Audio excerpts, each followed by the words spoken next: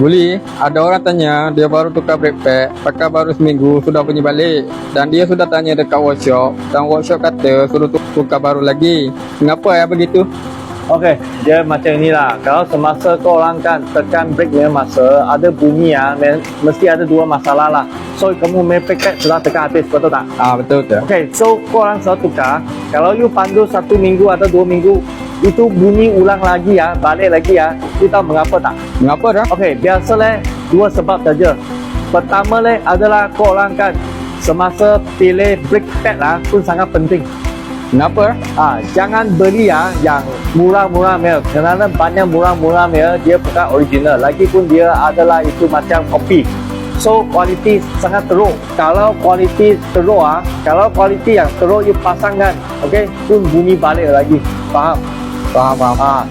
So yang kedua adalah masalah disk. So disk kalau sudah lama kan, dia sudah ada line dia sudah banyak cala kan, dia pun akan ada bunyi. Mari tengok. You boleh nampak tak?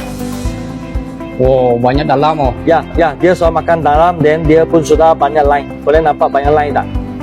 Nampak tak? Nampak. Kalau plate sudah cala macam ni, you tukar plate. Faham? Tengok plate yang baru dia memang macam ni. Boleh nampak tak? Dia tak ada cala-cala ya. Faham? Faham. So biasa dia dua masalah ini saja. Dia tak ada lali banyaknya. Okey? Faham Ya, faham. Baik.